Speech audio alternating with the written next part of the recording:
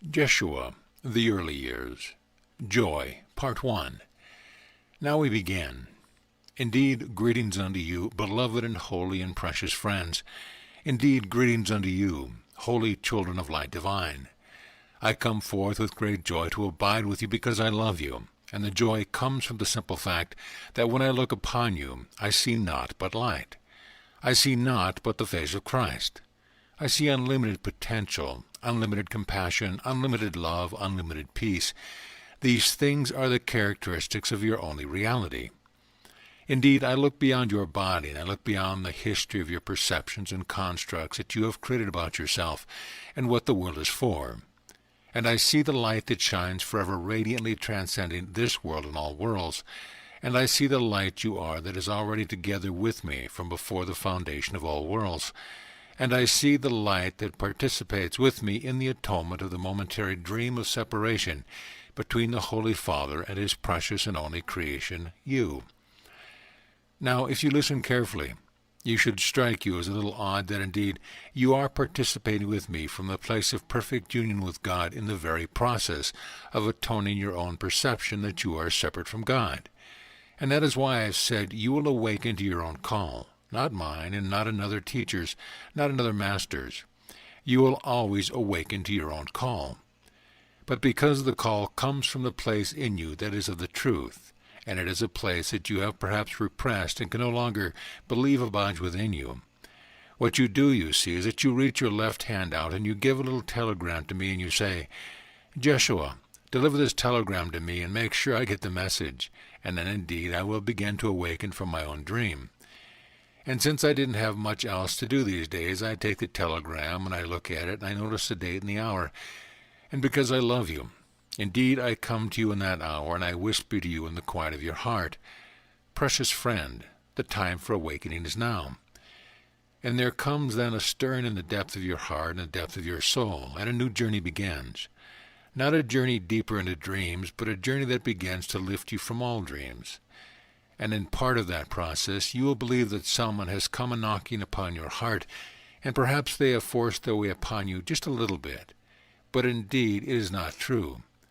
For awakening can only come from absolute freedom.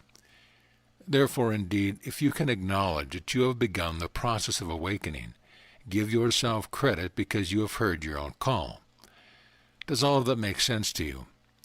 It is very, very important. And why? Because a small part of the mind that you have mistakenly become identified with, that I have called the ego, would lead you to believe that you are powerless and therefore need the constructs born of the ego, born of the very perception of separation from God, to find your way in life, indeed to keep you safe. And the ego would tell you that you are a body, that you are subject to birth, suffering, and death. The ego would cleverly lead you to believe that there might be some other masters that have somehow managed ascension and no longer participate in this realm. And the ego will tell you it's okay to wish that you could accomplish that, and at the very same time it will whisper into your other ear. But you know, you really can't because you are weak and you are frail. You are far too busy, and after all, you've been a wretched, sinful creature. That somehow, somewhere, you have failed, and because of that you know that you cannot awaken. But it's okay. Go ahead. Struggle to do so if you want. And each time you seem to come close, the voice of the ego rears its head and says, no, no, no, it's not okay to receive that much joy. And so you begin to contract the heart yet again because it is a pattern learned in the mind, and if you would receive it, you have been operating under the guise of an illusion in which you have struggled to free the heart. And as it opens up, you then are contracted, and when you contract, it feels like you because you are used to it, and that is how dreams become comfortable. But it does not change them into reality. They remain eternally an illusion.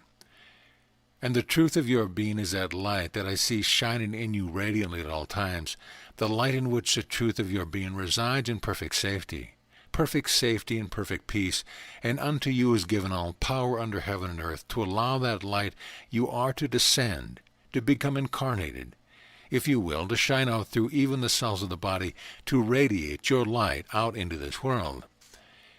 And why is that important? Because you have believed you are something other than the light. You will not learn the truth of your beingness until you are willing to allow the light to shine through you so that you can see the miracles it begins to create in your life, so that it will shine upon your brothers and sisters and show you the reality of their being, not what the ego would have you believe of them. And as you see these miracles pop in front of your eyes, you then must acknowledge the light is in you now. The light that heals your perception and shows you not time but eternity, not an unsafe world, but a world that is perfectly safe. And it is safe because your light is in it. When I look unto you, I see a great ray of light that has no beginning and cannot know an end. I see a great ray of light. It stands, shine out, embracing and touching the further stars, embracing and touching all the multifarious planes of creation, and there are many of them. I see a light that embraces the whole of all things that have ever arisen and will ever pass away. I see a light that shines forth from the mind of my Holy Father, made in his image, and therefore one with him eternally. I see a light comprised of compassion and grace and ease and power and creativity. For indeed you are created to create like God. And that is why every loving creation is eternal and every loving thought is true. And why? Because God is but love and his only creation is you. And love can only beget that which is lovely. That is a true and simple fact that you must come to remember, to recognize. And if you exist at all, you must be the presence of love. And if you are that love right now, here in this room, you are free to begin the process of releasing, or perhaps even ending, the dream in which a host of thoughts have arisen that have mistakenly distracted you into believing that you are something else than the Holy Son of God. And I have said to you many times that the greatest of keys to the kingdom is the key of allowing. For allowing requires trust. Allowing requires vulnerability. Allowing requires that you let the Holy Spirit bring correction to your mind, and you no longer strive to make that happen. And as you begin to rest into the key of allowing, peace begins to descend even into the cells of the body, and you find that you react differently. You smile even in the midst of a situation that used to create such havoc within the mind, and you will look upon your brother or your sister, and even if they are casting stones at you, you will marvel at the great light that shines just beneath their awareness of themselves. And indeed, you will know the great liberation that comes when suddenly the shutters are thrown open and you realize, my God, it's true. I am that light. I am that light I have been seeking for countless lifetimes. I am that light, and I am that light now. And then you see, the body itself begins to be freed up a lit, for you'll no longer be trying to stuff your emotions in little pockets of cells saying, hold on to this stuff, I don't want to look at it. Instead you will say, okay, open the hatch and let it out. And it will begin to bubble up, for you see, when light comes to shine upon shadows, it stirs them up, and they will run like crazy, trying to find a corner to hide in. But there is no longer a corner, for even the body becomes filled with light, and the shadows of past memories and old emotions begin to be released. But instead of fearing them, you embrace them. You embrace them knowing that as you love what you have feared, you embrace it and you therefore transcend it. That is why ultimately, you see, healing occurs only in the mind. And what is healed? The perception that fear must be feared. Fear itself is an illusion. It doesn't mean you don't experience it. Much of what you call your dreams, when you awaken in the morning, you would say, well, that was unreal. It was just a dream. Fear is no different, and you would well receive it. Fear is the foundation of all dreams. All dreams of time, all dreams of separation, all dreams of anguish find themselves rooted in fear. But when you allow, when you truly are willing to allow the light you are to shine upon all shadows born of illusion, you know in you there is a power to say, I am open, bring them forth, throw open the hatches. And you look at the memories that you may carry of times you have failed, of times you have hurt and been hurt, and you will say, oh, look at that. Yes, I can feel that. I remember that one. Boy, was I ever into then. And you will shine your light on it, and you will extend forgiveness to yourself. And the shadow itself becomes dissolved into the light that shines upon it. Light added to light only increases your radiance. and after a while the momentum gets going so fast that you can't stop the process. There is no weekend off, and at any time when things begin to flood up, and many of you know what I am talking about, always continue to shine your light on whatever arises within you. Do not become identified with the thoughts of fear and the thoughts of limitation, the thoughts of loss. That is the voice of the ego saying, no, no, no, don't identify yourself with light just yet. I fear my own demise of power. Just there is the greatest of blessings given to you of the Father who loves you, the freedom that can never be taken from you, the freedom of your choice to look upon all things that arise with the love of Christ. All loving thoughts are true. Everything else is an appeal for help and healing, even within yourself. And so when that voice within you, some of you occasionally know what it is like, rears its head and said, no, no, no, you can't do it. Don't leap off the cliff. Love it, and realize that voice is not yours. If you need to, you can imagine that a stranger has slipped in the middle of the night and is sitting on your living room, believing now that the home belongs to the stranger. And that stranger is the voice that would have you believe that you are other than what you were created to be, the thought of perfect love and form. Love cannot be accomplished, it cannot be gained, it cannot even truly be fashioned. Love cannot be found because it is not an object outside of yourself. It cannot be created, for it has always been. Love waits in certainty. Love waits in patience for the Holy Son of God, who has but dreamed the dream of separation. To rest for just a moment, and to be willing to choose anew, to turn from the roar and the din of the world, and the world is now outside of your own mind, to choose again to touch the place of perfect peace and of grace. And there love shines, and to look upon the face of love is to see and know yourself. And in the end of all seeking and in the end of all striving, the awakened sun rejoices and laughs uproariously and says, my goodness, what a good dream I've had. But now the time of wakefulness is upon me. And for a little while you seem to find yourself yet in space and time, and you look down at your hands of the body, formerly called your body, and you marvel. You look at the body anew, for what seemed to be something that was always filled with conflict between a place that imprisoned you and a place you hope to find safety. The thing you don't even understand what it is has been translated into a beautiful and holy temple, translated into nothing more, nothing less than a simple means through which the awakened mind of Christ extends love to the parts of himself formerly perceived as strangers and friends, brothers and sisters, so that the whole mind of Christ might awaken and merge back together into its own reality. Now that happens to you more often than you give yourself credit for. When you set aside every fear, when you set aside every need, when you set aside believing that you know what your needs are, when you are willing to just stop judging your brother and for a moment you look into someone's eyes and you embrace eternity. And everyone in this room knows what it is like because you've done it a million times. No matter how fleeting, you've done it a million times. And that moment of no thought and no time in which the two fragments that seem to be separated by bodies become one, and the light of love shines through the eyes. For indeed the eyes are the window of the soul. And those sparks of love meet. Not a love that craves, not a love that needs attachment, but a love that recognizes love. That is called the holy instant, and it makes all things new. And that is why your relationship to your brother and sister is the most incredible blessing, the most precious possession you can ever have. Each moment of relationship provides you with the opportunity to choose holiness and not specialness, love instead of fear, forgiveness instead of judgment. And because you look upon your brothers and because you look upon your sister and you realize that you are the means of your salvation, you will no longer tolerate error in yourself, and you will look upon them and see the face of Christ. You will learn to look past the body, to look past time and history.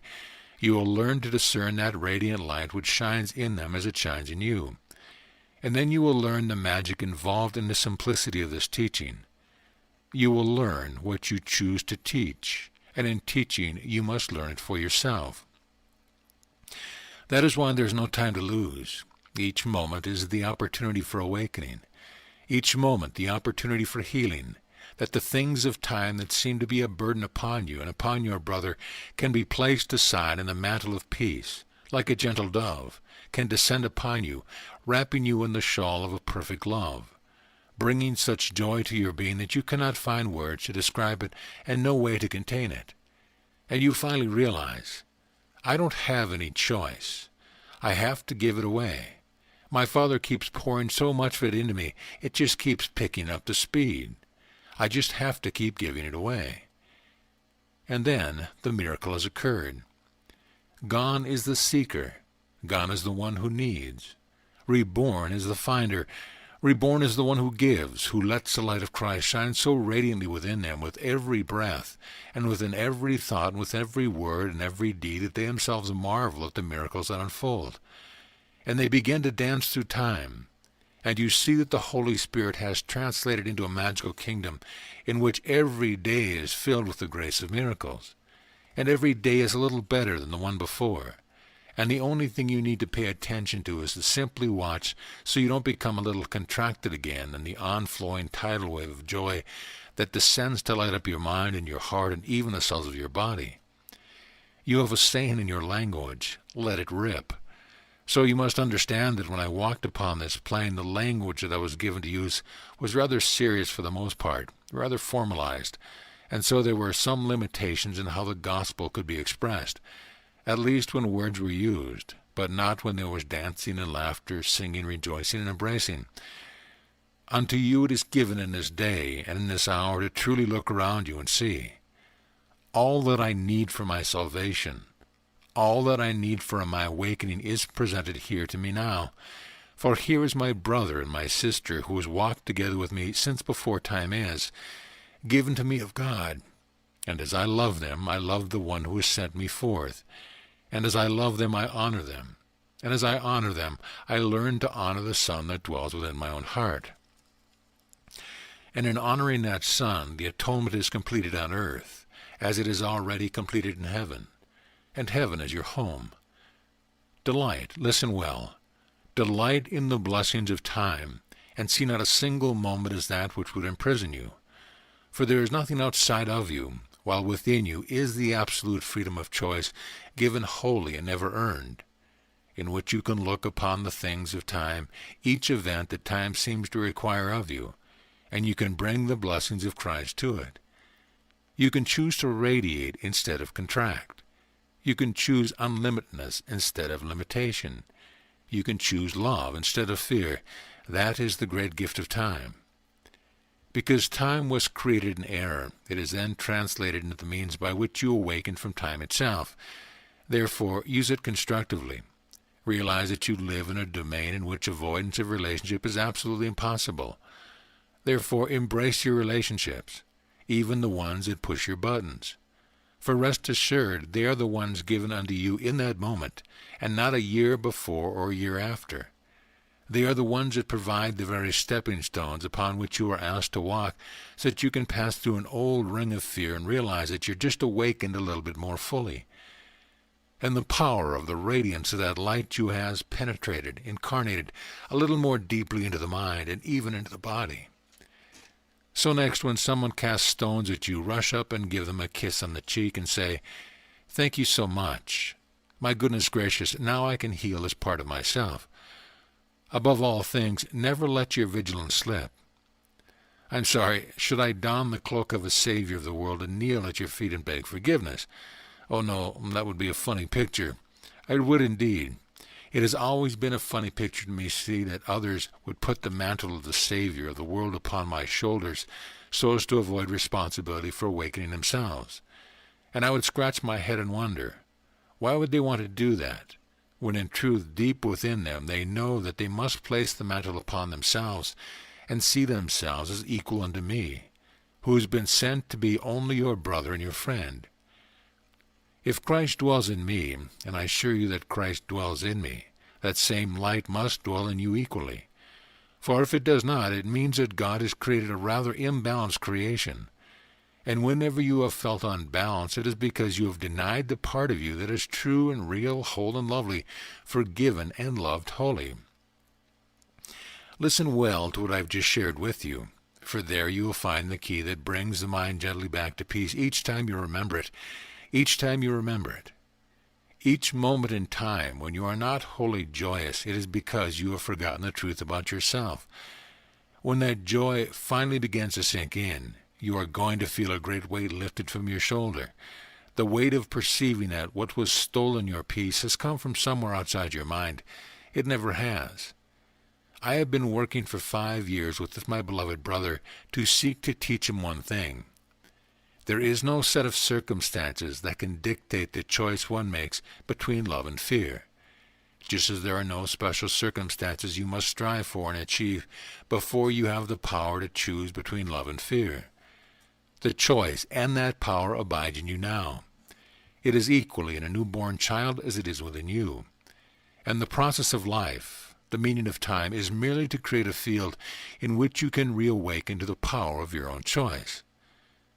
At first, as you recognize it, it may not feel too good because you will look upon some of your creations and go, "Whoa!"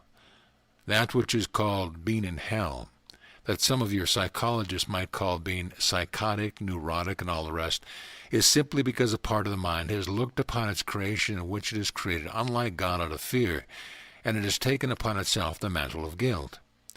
And guilt creates a block, so you spin in the same circle over and over again.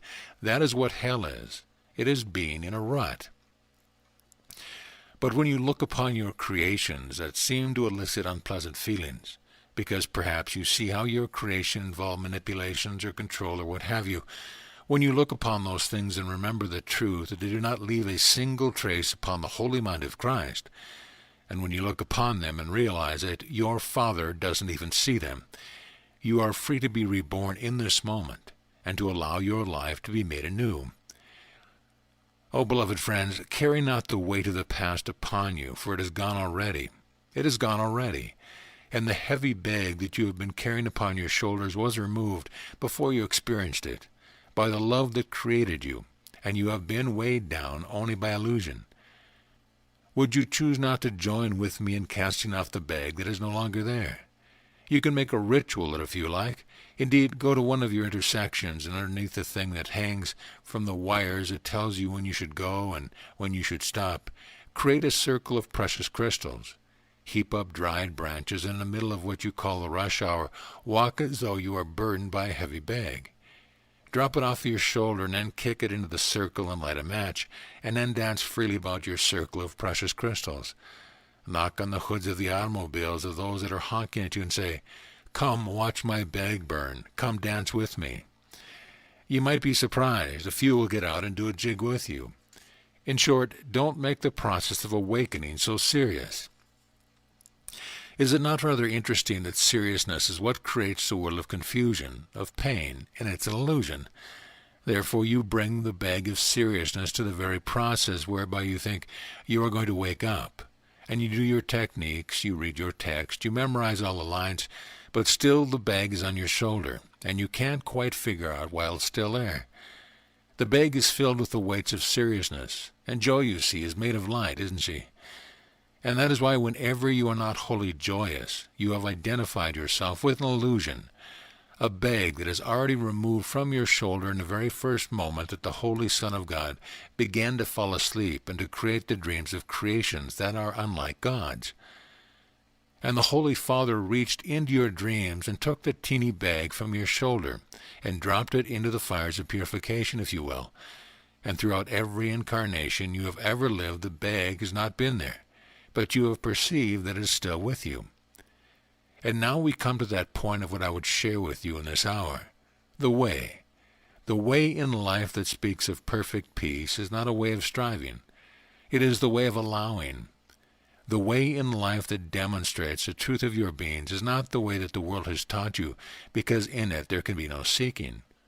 The way in life that allows the light of Christ to incarnate right where you thought you were requires only that you put into practice the acknowledgement that you are that light, the Word being made flesh in this moment. That is the shift that must come to the mind. I don't care if you practice complex spiritual techniques for 10,000 lifetimes. I don't care if you learn how to walk on water and heal the sick.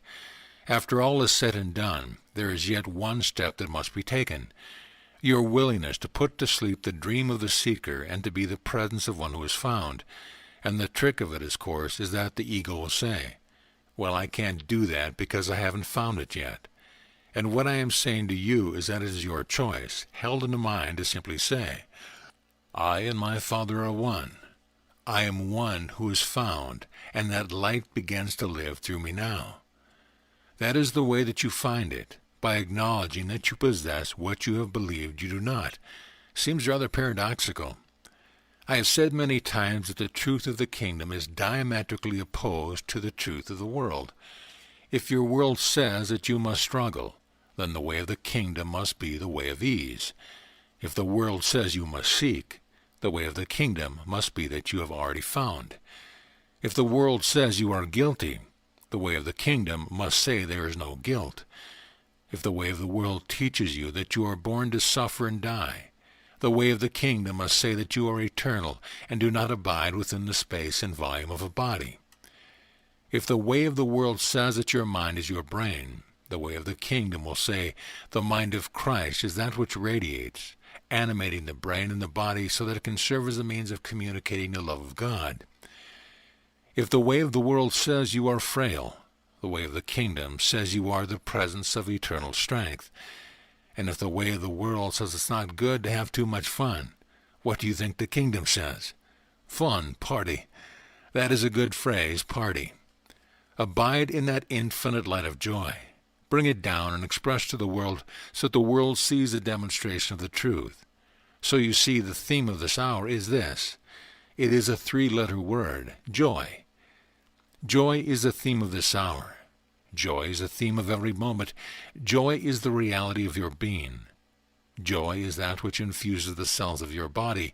Joy is that which seeks to radiate from the great ray of light that you are and to descend through the crown of the head and to explode out through the very fingertips, rays of light exploding in all direction. Joy is that which will create laughter and smiles. Joy is that which seeks to bring lightness to the heart. Joy is that which heals. Joy is that which brings forth unlimited power to create God. Joy is the sign of an awakened heart and a corrected mind indeed. And the greatest of blessings, the greatest of recognitions is this. You cannot create the means in this world to become joyous, but you can bring the joyousness you are to the circumstance of this world. And when you do that, you are the Savior of the world. You are the one sent forth of God, enlisted in what seems to be the foreign legion. Indeed, can you come to touch that place of reality in you? I want to share with you right now that part of this work that I seek to do in this world, not only through this my beloved brother, but through countless others, is a correction. The healing of a deeply held perception that somebody else must be the one that the Bible is talking about. Somebody else must be the one who is the Word of God made flesh. Somebody else must be the one who is to be the Messiah. If you know that you exist, rest assured you are that one. Who, me? Yes, you. Rest assured I too said, who, me? And then I realized if somebody didn't do it, nobody would ever get it. I was the first, if you would well receive it, to complete the atonement as a man, completely, irrevocably. And because of that, my Father has put me in charge, if you will, of the atonement. And I come to give you the love that you are. You may think that somehow I give you strength, but actually I'm rather good at sleight of hand, and while I am talking to you, I reach into your hip pocket and grab your strength and your love, and I bring it up and I put it back to your face, and you believe, wow, how did this one named Jeshua do that? Those of you that have tasted miracles because of our interaction in this form, is it not time to give yourself equal credit for the strength and the light that is brought forth? Whatever degree of miracle, of healing that have come and have been given to you has come because you have chosen to awaken to your own call. I am just your delivery boy. Ah, joy. Can you feel it? Can you feel it now? Are you willing to throw off the shackles of the mind and heart right now in this moment? Whether you are sitting or lying down, it makes no difference. Are you willing indeed to let joy radiate through the cells of the body? Are you doing it? Can you feel it? Turn the attention of your mind as you could look and see every cell. Just go in there and turn the knob and open the door and pour light. Imagine right now you are looking down upon your body that has never been yours, and you are deciding to fill it with light. Go ahead and do it. There is no great secret, no great technique. It's not going to take you 6 months of workshops to learn how to do it. That's why they call them workshops. Why not have gatherings of celebration of the truth? Are you doing it? Don't sit there passively. Do it. Bring the joy in. Enlighten the cells. Let them get lighter, lighter, and lighter and filled with joy. Feel how it brings the breath more deeply into the body. Feel it down to the tips of the toes. Yes, light. Let there be light. Say goodbye to the shadows of the past. They are with you no longer. Light. Let there be light. Radiate it deeper and deeper. Feel the heart beat a little bit faster. It's called passion for joy. Feel it, yes. Have what you call an orgasm with joy. Bring light and laughter and play it every moment. Where has all the seriousness gone? Has it been a long time in passing? Who cares? Once it's gone, it's gone. We abide together now. We are the great rays of light that shine forth through the mind of God, and we bring a new vision indeed in this planet into this earth. We are the joy. We are the light. We are the bringers of the gospel. We live it. We are the truth. Look at us. Yes, we are the ones that have burned our bags in the intersection. Well, if you want to keep yours, go right ahead indeed. This is what it's all about. There isn't anything you need that you do not already possess. And when you throw open the shutters of the heart and allow desire born of a pure heart to lead you away, what you thought you must fear called passion. What you thought you must fear called your dreams and aspirations. What you thought you must fear because it might make you stick out in the crowd will no longer be a bit of concern. Trust me, I know about sticking out in the crowd. Some of you in this room did not want me to stick out in a crowd because you feared that the world could take me from you. Surprise! The world just freed me to be with you always, beyond all your perception of birth and death, beyond all your perception of suffering and doubt and struggle, beyond your perception of separation born of time. The world served my intention well, and the drama was played out and the resurrection was completed. And if you believe in me, you believe in the reflection given to the world of who you are. For the life of Jeshua ben Joseph is your own, as yours is mine. That is how intimately united we are. We share one heart and one mind when we rest in the truth of the infinite and eternal joy that is present of the love of God in us. And when others say, "Lo, the kingdom is here," and another says, "No, the kingdom is here," look them in the eye and say, "No dice, the kingdom of heaven is within me, because I am the one who chose to be wholly joyous. I let the joy overflow so much that I cannot help but give it to the world. And if there are those that fear joy, give it anyway. And if they can't bear it, rest assured they will drop out of your life. But it's only fear that causes that to happen. But no one can flee from light who does not turn and flee to light. For light surrounds you wherever they are on the path they choose to walk. If that is true, and I assure you that it is, it means that you are safe to release your hold upon your brothers and sisters, whatever the form of relationship may have been. You are free to give them to me, and I will keep them safe, and I will whisper to them in their dreams until they make the same choice that I made in time, to release the dream of the dreamer and to acknowledge, I and my Father are one. Rest assured that I will leave no one that you entrust to me. Unshackle from your heart, unshackle from yourself the weight you have carried for so long. The awakening of another is the Holy Spirit's responsibility. Your only function, your only purpose, your only task, if you will, is to be the presence of one who has allowed correction to come to mind so that you are forevermore the thought of perfect and joyous love and form. That is all that is ever asked of you. The rest is being taken care of. It's a bit of a release, isn't it? Addressing a member of the audience, well, it's about time you gave that to me, thank you. Wish I'd thought of it sooner. Beloved friend, whenever you think about that truth, you have immediately moved into what is real and eternal, and it no longer matters if you didn't think about it earlier, because in this moment all things are made new. It is called rebirth. The little sigh that you felt released more than you know. Now be ready for miracles. Oh, I am. Bring them on. Ah, yes. What then are your true dreams? For while you abide for a little while in time, it is given unto you to allow unhappy dreams to be translated into happy dreams. And you will know the course that the Holy Spirit will take you on by the things that come into your life without effort. And you will know the course given you to walk to bring you wholly to a dream of joy, as you become willing once again to become as a little child who celebrates the incredible creativity, the dreams that seem to course up through the heart. For a child goes to what you would call a sandbox, and some image comes of an incredible castle, and they are filled with such joy. This is going to be so much fun. They don't go and ask somebody if it's okay. They don't ask somebody. Well, do castles really exist? Is it true that I can build a foundation to sustain it? They don't ask for authorization of what you call building codes. They just build it, and they rejoice in every moment of the play. Allow yourself from this day forward to truly get in touch with your heart's desire. Don't fear them any longer. Now, if you think of desires coming up in that heart that says, "Boy, I've always wanted to murder that so-and-so," I am not asking you to create chaos here. That is not your heart. A clue. It is a clue indeed.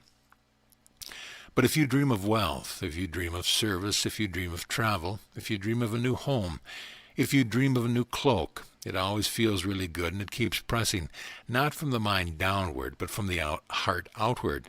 Why not let it flow? The river of life flows within you. It sustains you, and it carries you, and it will bring you home to the Father wholly, but only if you let it flow. Only if you let it flow, and the river is a river of joy. Indeed, with great sincerity, I say unto you, let it rip. Indeed. So how are you all doing? Great, yes. Indeed. Jeshua, just a moment. Stand up. Now you that just said yes, I want you to become the leader here and lead them in at least 3 resounding yeses. And don't let them hesitate or hold back. It must be at the top of the lungs. Feel it from the toes all the way down to the crown of the head. Those of you that were lying down have a little further to go, but yes, more. Yes, one more, yes. Okay, that was engaging. Energizing?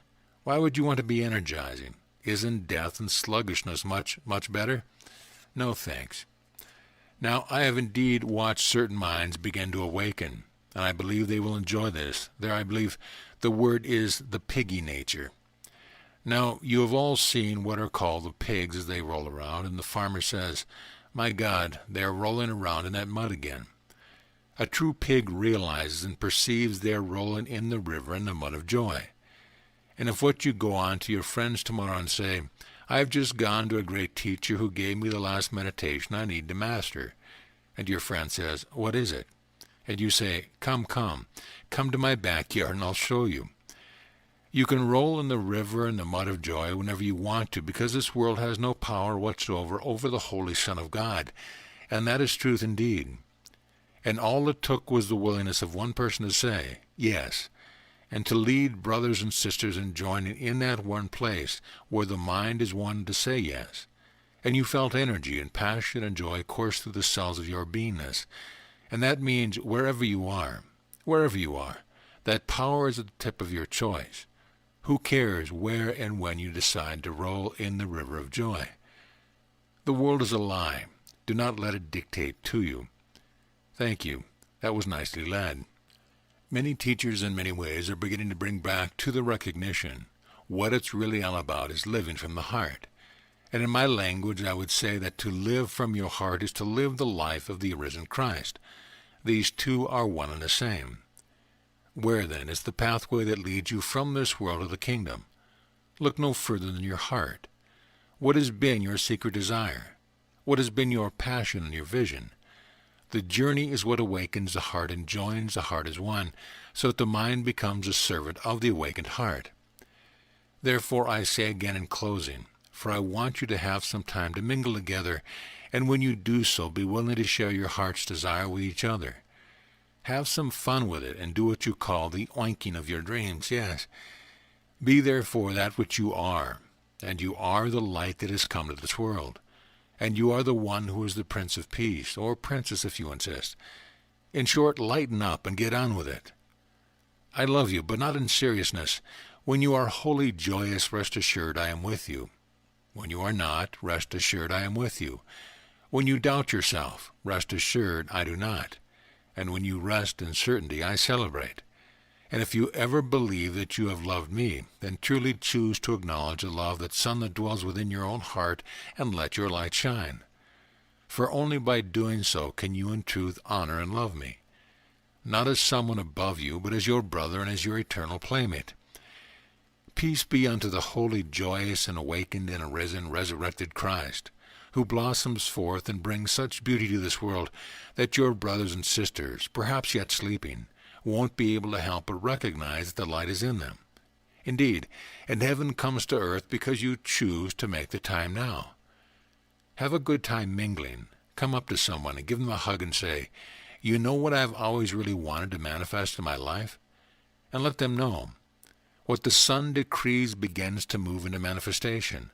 What the sun hides is held as a light under a bushel. Decree and manifest heaven on earth. It's really all you've ever wanted anyway. Why settle for less? Peace be unto you whom I loved before the foundation of the world. Peace be unto you whom I walk with and celebrate with, even when you don't notice and forget. Peace be unto you always. Amen. End of Joy, Part 1. Jeshua, the Early Years. Joy, Part 2. Now we begin.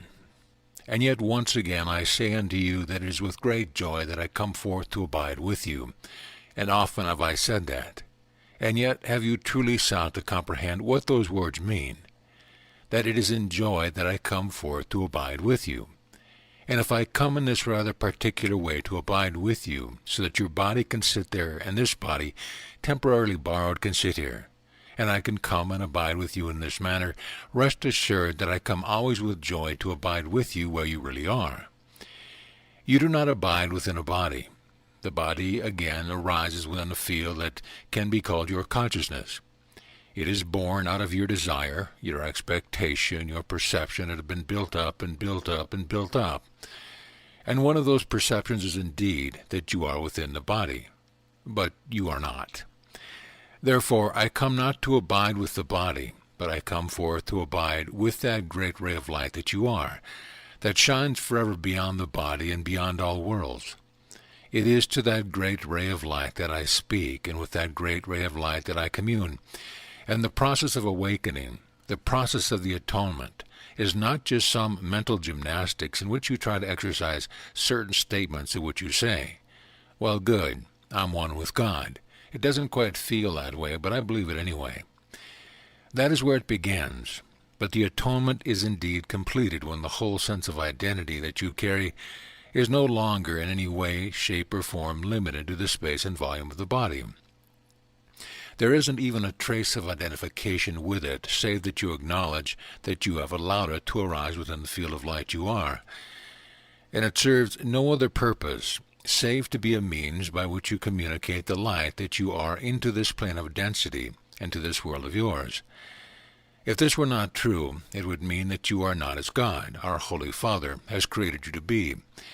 And I have said many times in many ways that God is but one creation, his holy and precious child, his son, if you will, that which is the offspring of the mind of God. And that which is an offspring of light, that is made in the image of light, can only be light, filled with wisdom, filled with creativity, filled with joy. Therefore I come forth in joy, because joy is that in which I abide eternally, and I come forth to abide with you. Not the body that you think you are, not the body that you think you are in, but I come forth to abide with that great ray of light that outshines all worlds and is forever one with me since before the foundation of all worlds. And the miracle that allows the atonement to be born on earth, which means in the body, even as it is already completed in heaven. The miracle that allows that it is the simplicity of your willingness to set aside constantly everything about what you believe that you are, so that you can relearn the truth.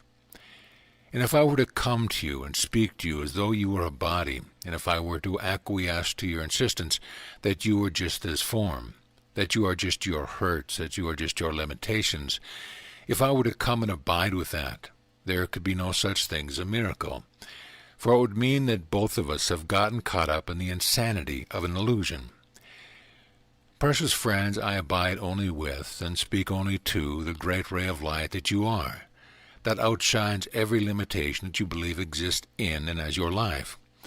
And it is to that ray of light that I gently whisper, "Awaken, awaken from sleep and put away the things of dreams.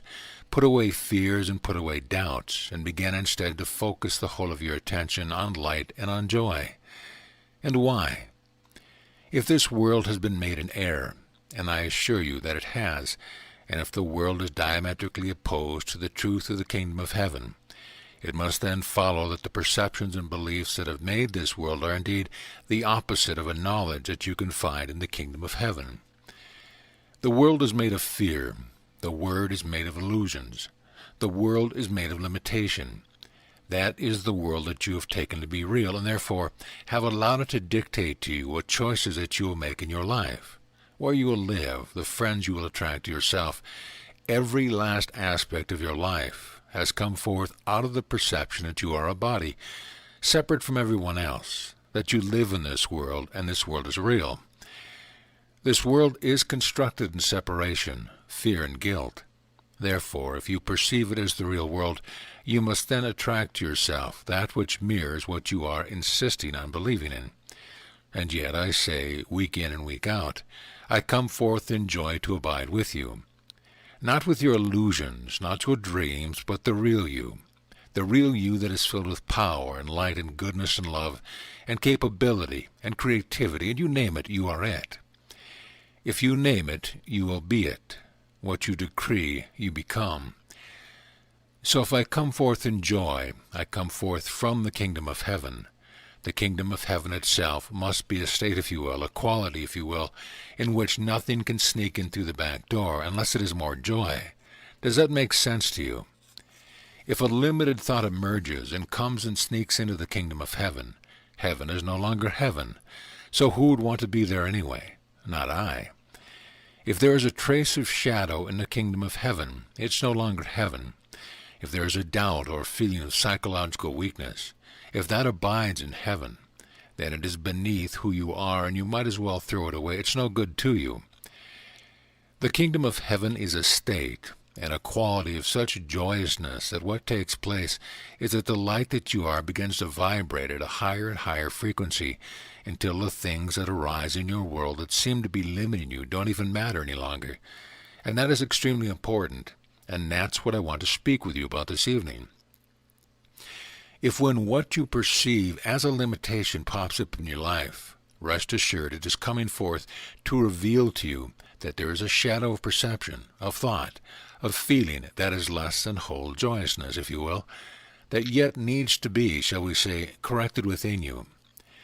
Now, the mind, through its habits, will look at the limitations that arise and believe that the limitation is real, and therefore will, in a sense, step the vibration down to match the vibration of the limitation so that you can do battle with it. Do you know what that feels like? It is called beating the head against a brick wall. Now, who is the builder? Who is the bricklayer? You are.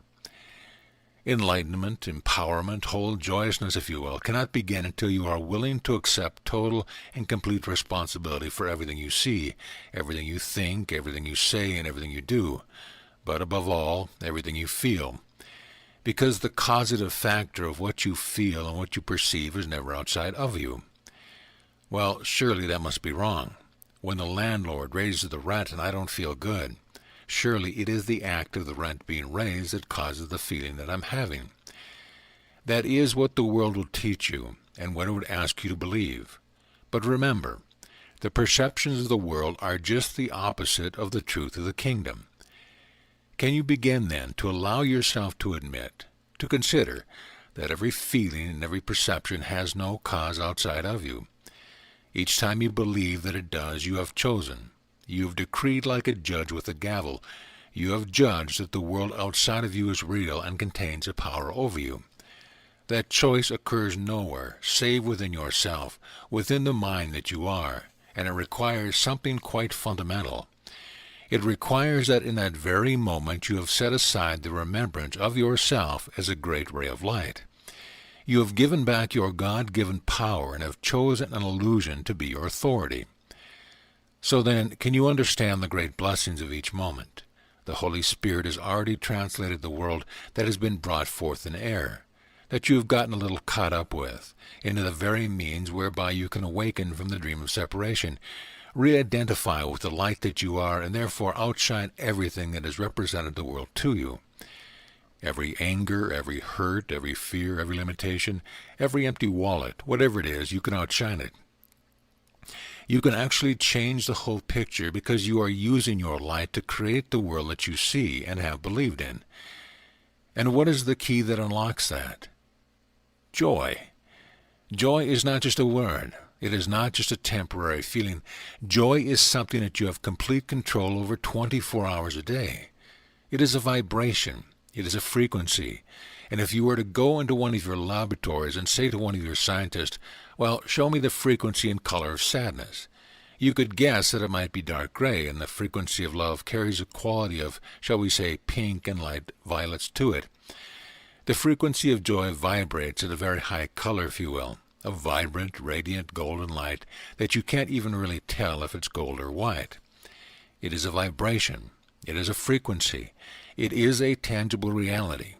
It is a real doodad, if you will, that floats with all the other doodads in the universe, and you can claim it as yours every time you choose to remember the truth.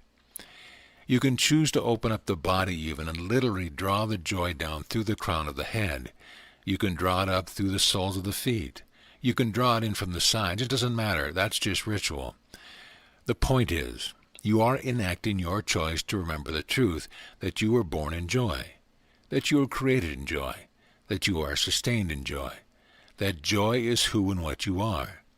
And out of joy comes a power to do all things, manifest all things, impact all things, change all things, heal all things, and to dance through all things. Joy. Joy is the key that unlocks a door. When you have indeed desired first the kingdom, and when your intention has been unwavering, and when you have learned to master the key of allowing, in which you learn to forgive the world, to forgive yourself, to trust all things that arise so that you can begin to look at them with new eyes, and learn how you are the creator of all that you have experienced, as the rest then into the safety of surrender, the Holy Spirit comes by with a little golden key and says, here is what you have been looking for. I couldn't give it to you earlier because you were too busy running around in small circles in the mind. But now that the mind of the world has been set aside, I can speak to you clearly, and I can deliver to you the key whereby you begin to translate the unhappy dreams that you may have created, or aspects of it, into a happy dream.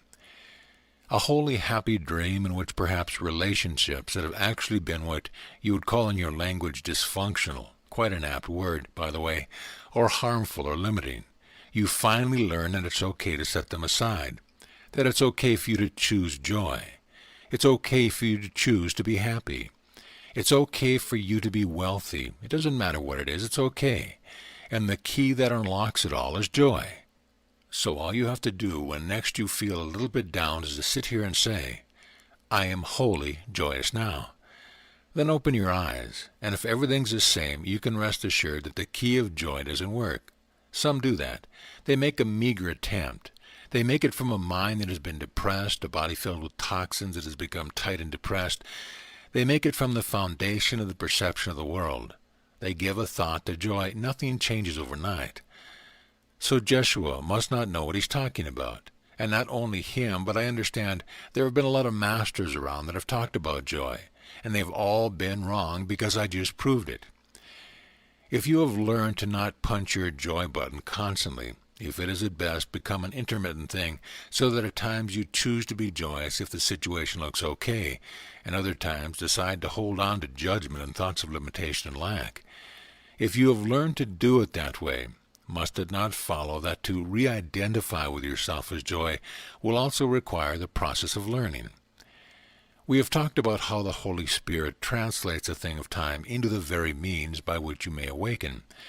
Therefore be thankful for the time that is given to you, for it is the means by which you will relearn how to not only press, but to hold your joy button until it holds itself.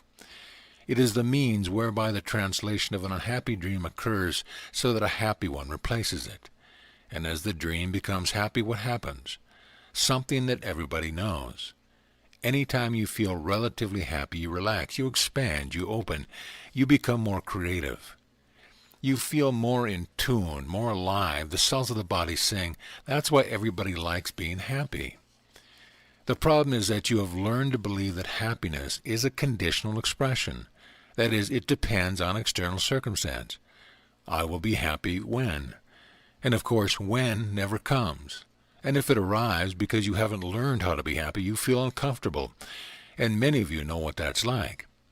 Now that I have what I've been seeking, I can't quite be happy yet. Why? Because you forgot to practice being happy. Now joy then, and that is what we began last week with feeling joy. As you practice becoming the frequency of joy, something begins to happen. And all of you know this to some degree. It's just a matter of making it constant. When you choose to, shall we say, abide and to vibrate in the frequency of the light of joy that you are, no matter what is coming up around you, when you choose joy, when you draw the light in through the toes, through the fingernails, it doesn't matter, just do it. Let the body begin to vibrate. It will feel like the body is vibrating at any rate. Feel the light, feel the joy. It actually begins to blow the cobwebs out of the cells of the body and out of the mind in which you are already connected with me and with God, and with every mind that has ever awakened. Every master that has ever been is no further than a phone call away from within your mind. Many have said, "Gee, I haven't been trying, but I just can't hear you, Jeshua. Meditation doesn't go well. What's going on?" It's because there is static in the mind, like a cloudy day that blocks the sun. The sun that truly shines dwells within your heart now. Not one thing separates you from your right and your power to choose to dwell in the joy that is the presence of the light of the Son of God that dwells within your heart. As you choose the frequency and vibration, miracles accelerate. The picture that you have created, called your life, begins to vibrate a little, you see, because it always responds to the frequency that you are living in. You could say that the world is your perfect servant, and it will always show you exactly where your frequency is. As you choose that vibration, you could say that you begin to vibrate the molecules of matter. You begin to break up the old picture so that which does not resonate with the frequency of joy that you are choosing to live within, those things begin to have a few earthquakes. And if you are willing to allow them, they will drop out of your life. Now this is the big stumbling block, you see, because part of the mind is still attached to believing that its identity, its reality, is made up of the things outside of it. So that as you choose awakening, as you choose joy, all the little fears that you have been carrying begin to float to the surface, and you have a choice to make. Love or fear. Ever heard that before? The way is easing without effort, and yet it takes you through the eye of the needle. The way is the way of love, and love is the expression of joy. A joy that must spill over into every dimension of your experience until every dimension of it mirrors to you the happy dream of your constant union with God. And then the world itself fades away. You transcend the world. There is a process to go through. It is a process that will take you from where you think you are to where you long to be. And the process requires that willingness to trust love. To trust love to carry you beyond every fear that has ever limited you and ever made you believe that you can only be who you are now.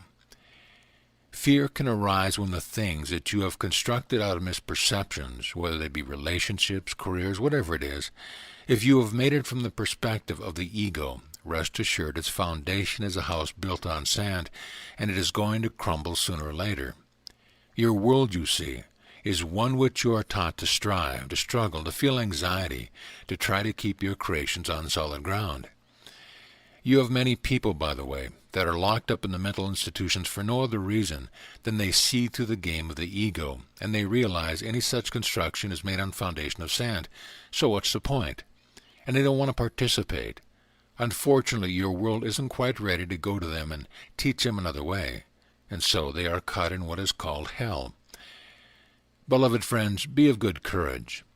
When you have truly relinquished every attempt to make and control your world, fear will arise, rest assured, but it is just to show you where you have been living, and just beyond it is the peace that you seek.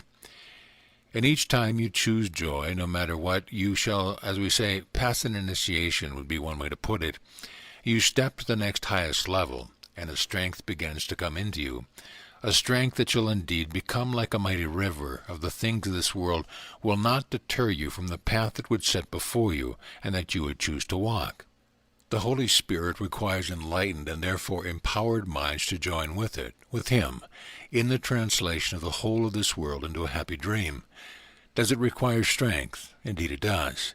Is it going to feel uncomfortable at times? Yes, to the degree that you try to hold on to whole habits, whether they be habits of diet, habits of thought, habits of relationships, habits of career. If you believe those things are keeping you safe, you are going to go through quite a struggle, because once you choose to awaken, that is like you have taken your finger out of the hole in the dam, and the water begins to pour forth. First as a trickle, but eventually the power and the force of that water of joy, of truth and of light will break down the dam completely. If you resist that, you are going to feel fearful and believe that everything is crumbling to dust, and it is. And yet what crumbles is only an illusion, only something that is limited to Holy Son of God. If I walk with you, your way is certain, and fear need not master you. And the situations that are presented to you in your life are there so that you can recognize what you are now, as a soul choosing to overcome, to grow beyond. Stop trying to keep the things that limit you in place and give yourself wholly to the force of the water, that is the joy of the soul that would break the dam down so that the river can flow. The river of creativity, the river of joy, the river of eternal life that flows from the mind of God to and through the Son of God, to be demonstrated and spilled over into this world. I can never make the choice for you, never. I can only whisper to you. I can only come to you. I can only abide with you, the truth in you, and I can tell you that it's safe. It's safe to let the false constructs dissolve from your mind. It is safe, and it is necessary, and if you would receive it, contemplate what this means. It is inevitable. I have said many times that freedom does not mean, free will does not mean, that you can choose whether or not to take a certain curriculum. You are only free to decide when you are going to take it. And the reluctance of the mind to truly take the course, live it, and master it, the curriculum, is that part of the mind that wishes summer vacation could at least last a little bit longer.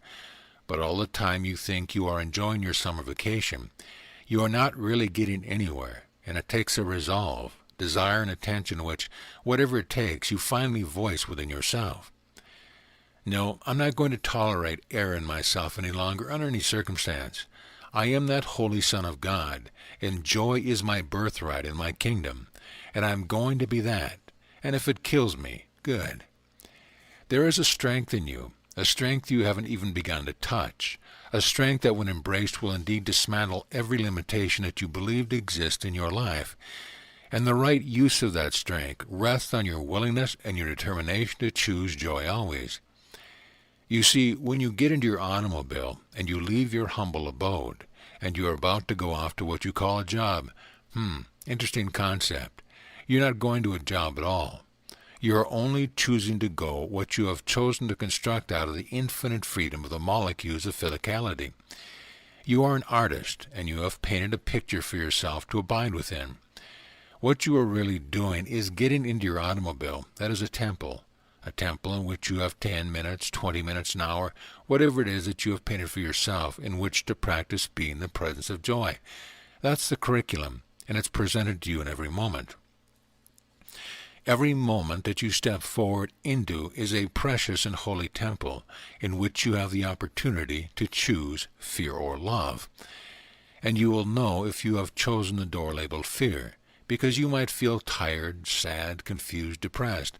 And you will know if you have chosen the door marked joy, that comes from choosing love. Because you see, if you are in your automobile, if you are making breakfast, if you are paying bills, it doesn't matter what you are doing.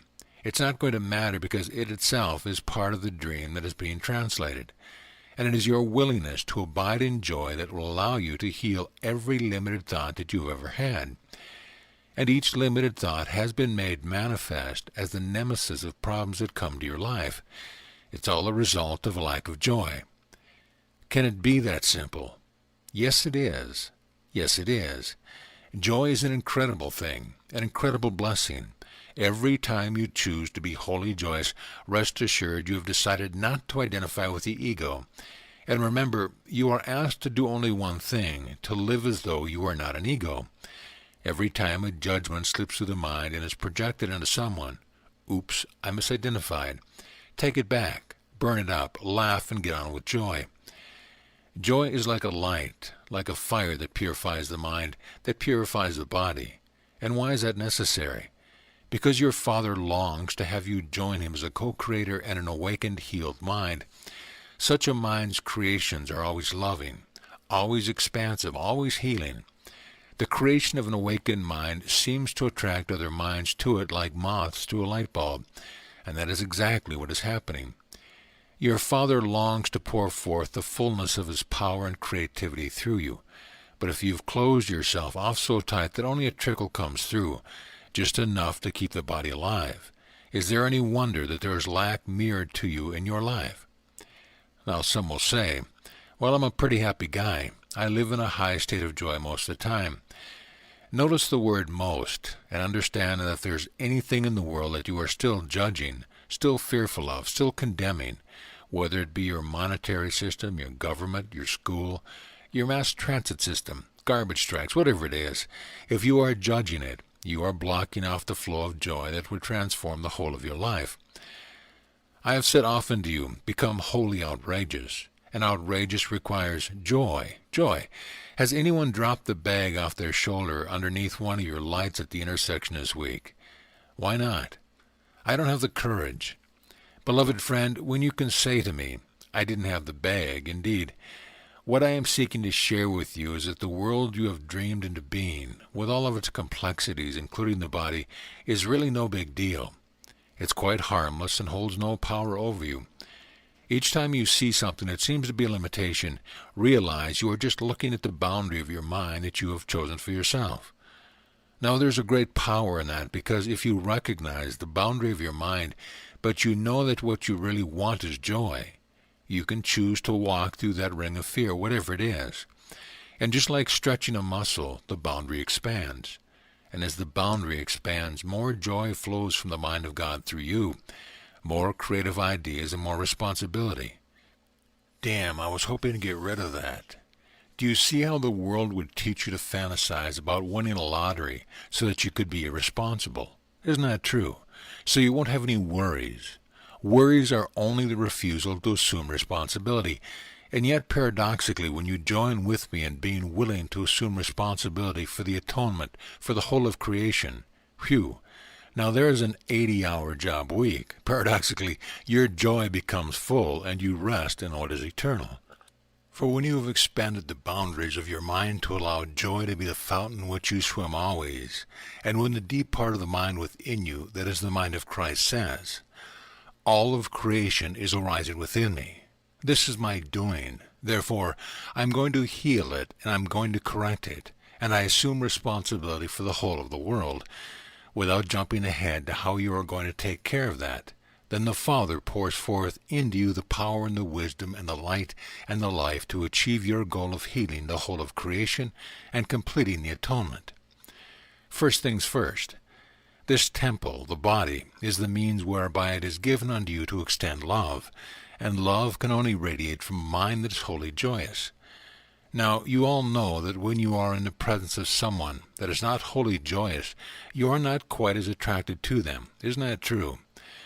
The body deserves your love, not because it's your home, because it is your tool. And when you abide with only loving thoughts, you will find that such things as diet, all those of habit that you have, begin to naturally correct themselves. As you come to love the body by resting in the joy that is within you, you will indeed find miracles, for you will be attracted to new ways of being in which the body itself. And that's a very important step, not one to be rationalized away by saying, well, all I need to do is to zap myself with a little light and nothing really hurts it. Are you sure?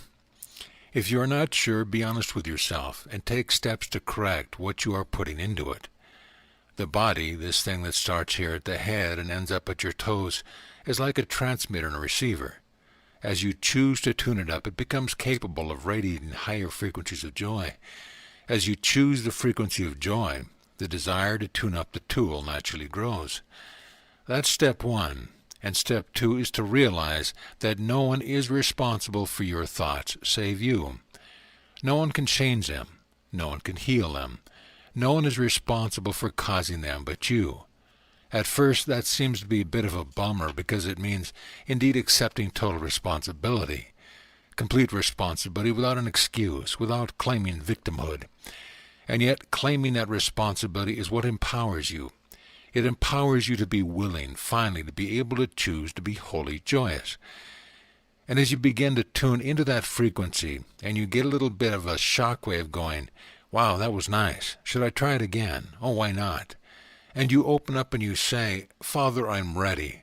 Just pour it down through me. I dare you to overwhelm me. He'll try. He loves to try to do that. And then next the little shockwave goes. Oops, well, that was nice too. And I didn't even need another body to get it.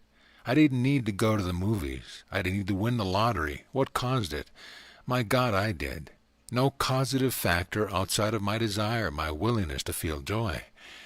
And the more and more and more that you tune to that frequency, you will find that your Father's cup overflows and never stops flowing, and every moment can become more joyful than the one before. And who cares what the circumstances are? As you tune into the frequency, the life that you have been living will begin to shift and change. Just remember that you are like a painter who takes a look at the color and says, well, that's not quite right. I'm going to erase it. And a new color will come. And with that new color might be new friends, might be a new career. You might find yourself getting up at 3 a.m. for prayer and meditation. You might find a desire to discipline yourself just a little bit more. Oh God, Jeshua is talking about responsibility and discipline tonight. I knew I should have gone to the movies. Responsibility is what makes your joy full. Please remember that. Responsibility for the whole of creation is what will make your joy full. Discipline? The terrible art of loving yourself? You have a statement regarding the improper use of some substances that seems to change the biochemistry of the body, drugs. The statement is, just say no. Discipline is the art of loving yourself, truly loving yourself, and saying no, when you can tell that to say yes will be to compromise your frequency of joy. Sounds simple, doesn't it? Rest assured, if you practice that simple little test of never saying yes to something that compromises your frequency of joy, you will be in for a surprise. Because what will be revealed to you is how many times in each day you do compromise your joy. Know you what is called the rat race. Know you what is called conflict. Like you keep trying to get out of it, but your feet keep getting stuck more in it. It comes because to some degree you compromise your joy, and then the soul within you becomes sad. And when you become sad, your frequency drops, and you find yourself butting the head against the wall because you yet believe that the wall keeps you safe somehow. It stops you from growing. It stops you from becoming more. It stops you from stepping into the arenas you thought you could never perform well in. The brick wall is your limitation, and it keeps you in hell, pure and simple. It keeps you from heaven. It keeps you from the power to effectively deal with complete responsibility. Joy, for those of you that were with us last week, do you remember what that felt like last week? Joy. Did you practice evoking that in yourself in the week that followed? Or did you only think of it as a memory and go, well, that was nice. I hope we can do that again. Do you see how the pattern in your mind is the very pattern that must become disciplined? If you truly loved yourself, your desire to drink and enjoy would become constant and primary, and you simply would not tolerate in yourself any willingness to make any other choice, no matter what. Talk about an addictive drug. Don't say no to it. Say yes. Say yes. I want you so badly to come to where I am. I want you to so badly to give up your dreams of suffering, pain, and lack. I want you so much to realize the love that the Father has for you, that is poured forth and shaken down around you so thoroughly that you can't even comprehend it. The mind could never comprehend the love of God, but the heart can become an open valve through which it can flow. Your life is worthy of reconstruction in what you desire, and I say this unto you and those of you that have perhaps studied my Course in Miracles. Rest assured that if you are truly getting it, if the atonement is beginning to stir within you, you are going to eventually have to come face to face to the fact that peace isn't just mental gymnastics. The healing of the mind must necessarily affect the healing of how you are in this world. That changes how you are in the world, it must. And if that is occurring within you, certain things that you have constructed in your life are going to start to feel like a prison to you. Now, what happens is that the mind says, well, it's reality, so I'll conform myself to it, instead of letting your joy and your peace and your love burst the walls of it so that you can grow into something higher, more radiant, so that more and more light can be entrusted to you to flow through you. In short, what I am talking about here is don't fool yourself. Don't rationalize it away. Face it head on and admit it. If there is some aspect of your life that is not working, get straight with yourself. Nobody is doing it but you. And all around you is the power to effect change because the power is within you. What is one of the simplest ways of knowing whether or not you are allowing yourself to flow with joy? Your heart's desire, not the ego's desire, the heart's desires. If you feel frustration or limitation in any aspect of your life, it means that there is something yet within your perception that you have been fearful of turning to look at head on. And until you do so, you will never heal it, never. The same limitation will be made manifest to you in another 1,000 lifetimes. That's just the way it is. Of course, the mind says, who thought up this game? This doesn't sound like fun to me. Can't there be another way out? No. You created the game. You are the Milton Bradleys of creation. Life is one great big monopoly game. You designed it. You bought and constructed the house in which you live, and that house is your mind. And its foundation is the amount of joy you are willing to open yourself up to, and the degree which you are willing to let that joy pour forth through your life to burst out through the limitations that you might experience, until your joy so far outshines the world that finally the perception is healed. The light goes on and you finally realize, wait a minute, the monopoly game can't contain my light. And you would put away every last trace of need to try to conform yourself to the physical world. And then you will come to where I am and abide in unlimitedness, given unto you in the very moment that our Holy Father thought you into being as a perfect image of himself. Become unlimited. Choose to become powerful, and it will look differently to everyone.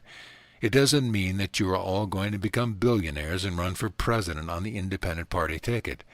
But it does mean that you'll get straight with yourself and realize that there's some friction causing unhappiness in your life. Then you know there's a limit there, a limitation. You will turn and face it head on and declare that you are no longer willing to tolerate it because it does not befit the Holy Son of God. Honesty begets responsibility. The choice of responsibility begets discipline, and discipline begets the return to joy, and joy completes the atonement in you, indeed. So I hope that in this brief hour so far I have perhaps been able to shed light on a few things, to give you a few thoughts to chew upon. I mean what I said when I said that my way is easy without effort. The willingness to live an unlimited life filled with power and grace, beauty and creativity and effectiveness, the willingness to learn, to change whatever habits of perception and thought and behavior you are carrying that are limiting you. The choice to live that kind of life really doesn't require any effort. What requires effort is the resistance to that life, because it is a resistance to the overwhelming river of joy that longs to pour forth through you, to rebirth you. Being in the world is what takes effort. The mind has simply gotten it confused.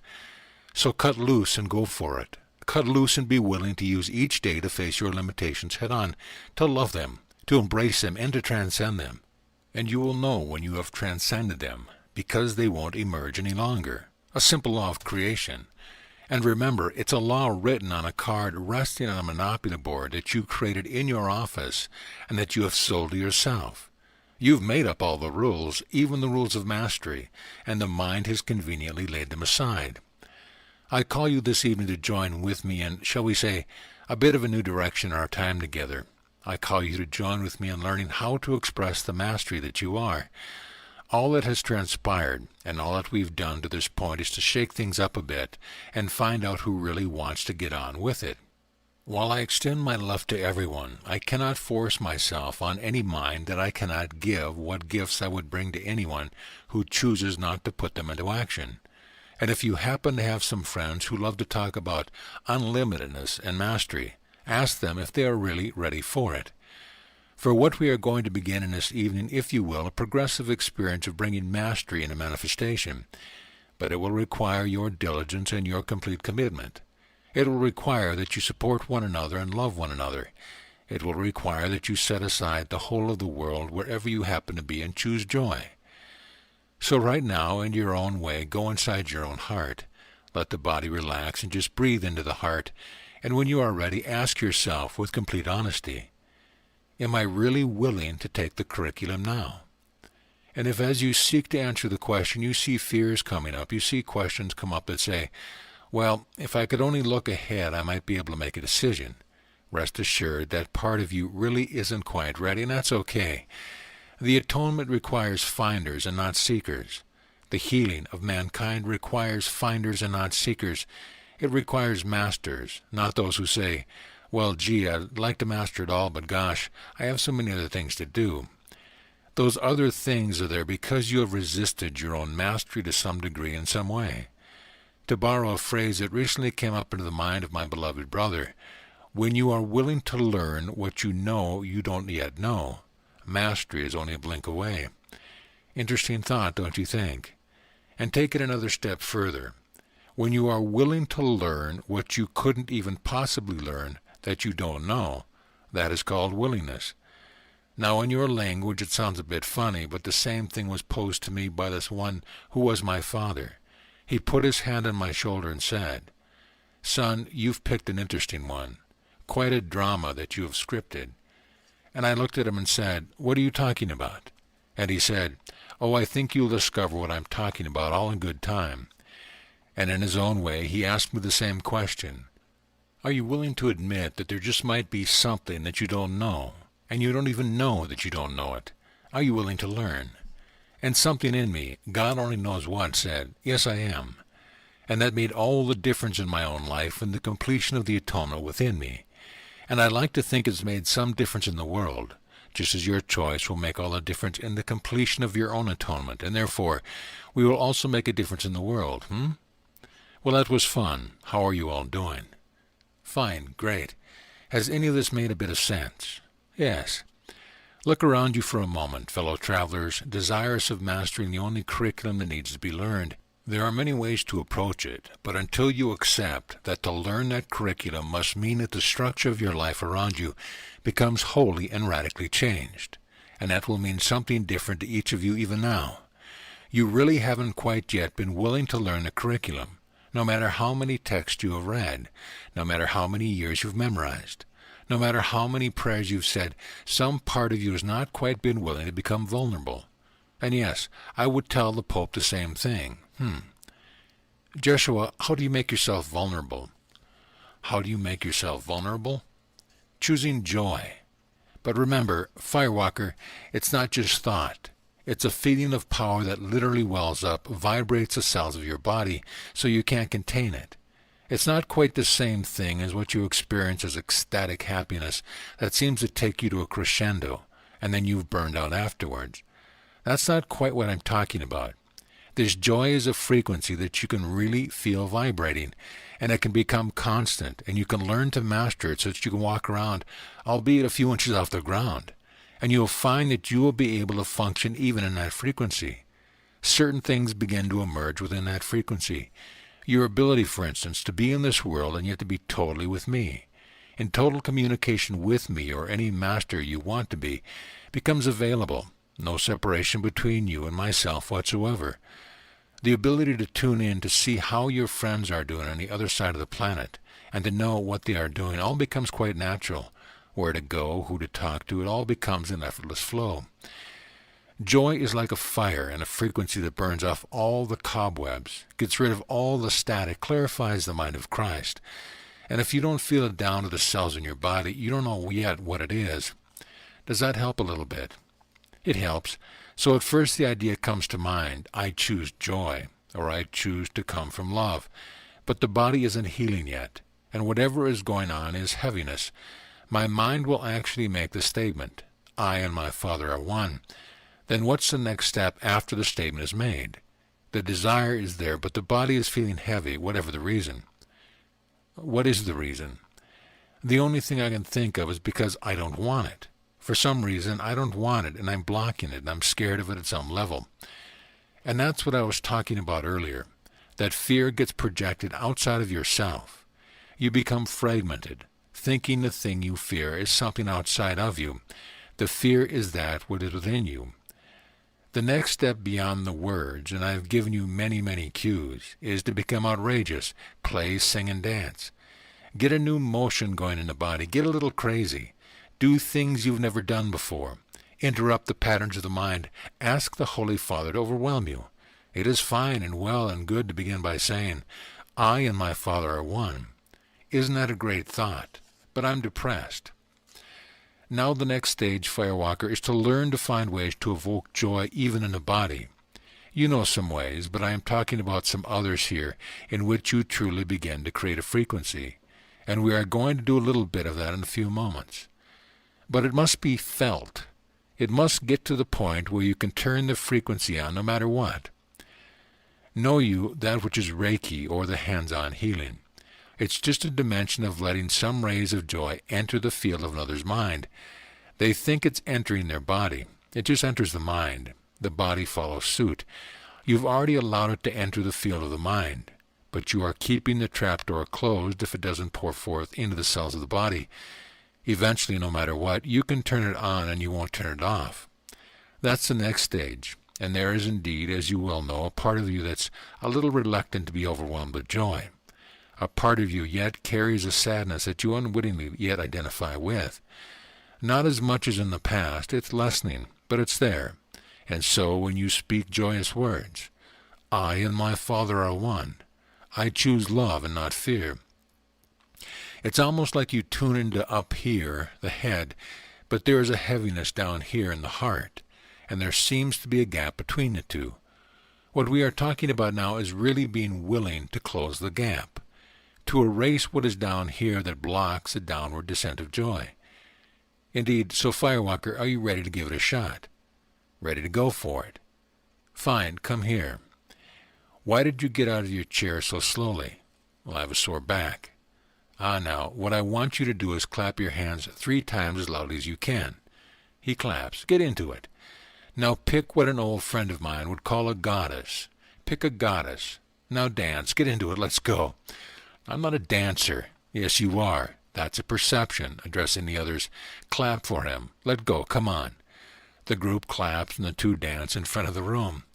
Shout for joy, Firewalker. I don't hear you. Shout your joy.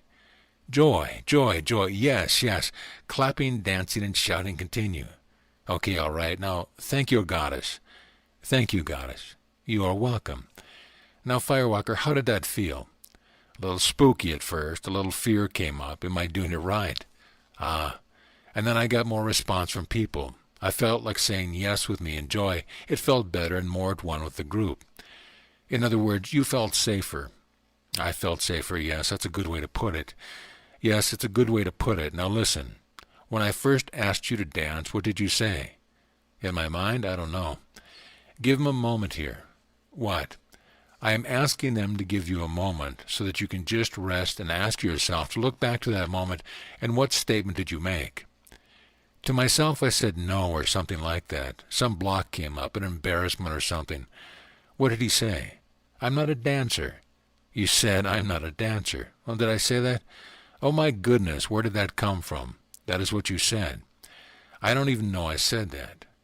Now, this is very, very, very important, and once again, this man, Firewalker, has earned his nickname. Firewalker, do you see how I created a set of circumstance that evoked an old perception that expressed itself for this moment in the statement, I'm not a dancer? What the Son decrees is. You see, I pulled a little bit of a fast one on you. You didn't know it was coming, so you couldn't prepare. And the truth came up, the perception you hold. I'm not a dancer. Now, dancing isn't just a god and a goddess shaking their bags of dust around. Dancing is what life requires, you see. When you say I'm not a dancer, it doesn't have anything to do with how you move your feet and all of that. Nobody is holding a placard with the little numbers up on them. Besides, God has a placard and he always gives you a 10. Do you see what I'm saying here? I do. It means that the perception, that's the sadness inside. For you, Firewalker, have carried that belief I'm not a dancer. And you are a dancer. You just proved it. I thought he did rather well. Yes, indeed, now the dancing goddess. Did you enjoy it? I felt a little self-conscious at first, but I got over it. Exactly. Could you feel how this energy state changed? That is, as he began to get into it, you also began to get into it. Yes, it helped me. Yes, and there's the key. Firewalker, you just extended love. You chose to begin to set aside a perception that said, I am not a dancer. And yes, it required the support of those who love you to give you the safety to begin to relearn a different perception of yourself. And as you extended that out, your frequency raised and it affected the frequency of the goddess. That's how love is extended, and that is what brings healing to the world. Do you see? Yes. Firewalker, are you willing to become a dancer? Well, very much so. It wasn't so bad, was it? Now I know some of you are going. Boy, I'm glad he didn't pick me. When you can't wait to get picked on, the end of the journey comes much more quickly. What I want to give unto you now, I'm not necessarily done for the evening here, but I want to give unto you what you might call a bit of a homework. Contemplate what just took place with Firewalker and allow yourself freedom, total safety. Imagine that this group of friends is with you all week long. Imagine yourself to rest in the safety just like Firewalker did, and let yourself take a look within at the ways in your own life in which you might be making the same statement to yourself. The ways in any given day in which you refuse to be a dancer, the things that seem to evoke fear, that depress you and conform you and close your light down. Allow yourself to look at them. Not to make a judgment, that's not what it's about. The Holy Son of God is far beyond judgment. But just look at that and then choose one of these ways, and you'll find more than just one that will pop up. Within the next week's time, create a situation that seems to evoke that and make a different choice. Find a way to become a dancer in that circumstance. It doesn't mean that you have to necessarily stand on a street corner and dance, although that's a good one. Become creative at looking at your life. It may be the way in you try to communicate to your spouse. It may be the way in which you refuse to take care of yourself and find a way to dance, a way to evoke the feeling of, yes, this is rather nice, I'm loving myself. Because that is what Firewalker really just did. He loved himself enough to dance. He said, the heck with the perception that seems to block me. I'm going to dance. And the day will come, you see, when Firewalker dances all the time, and he won't really care if we are all around to support him in safety. He'll dance no matter what the world says, and that is mastery and freedom. So fair enough. Do you understand the assignment? Does it make any sense to everyone? Yes. Indeed so, Firewalker? Yes. Thank you. Thank you for all your love, your teaching, and support. Teaching and love and support are totally meaningless unless someone receives it.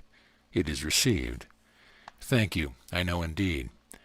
So you see, we are going to be having some assignments as we go down the path. Some will seem to challenge you as you've never been challenged before, but not until you are ready for them.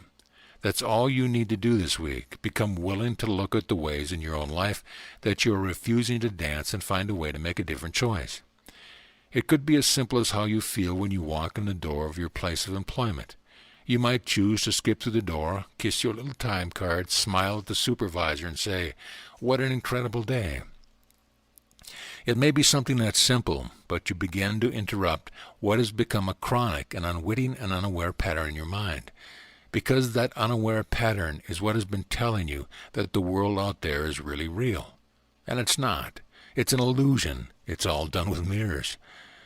So I indeed love you, and in you is the worthiness of the Holy Son of God to choose anew, to choose empowerment, to choose awakening, to find the small and little ways that perhaps seem big, in which you are yet blocking that light from flowing through your life.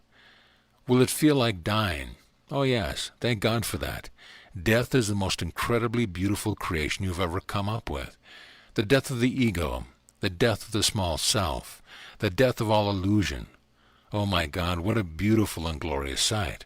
So go ahead and die a little this week, that the joy in you might become full, and the life in you might shine forth. And that life and the light will be the means by which the atonement is completed on earth as it is in heaven.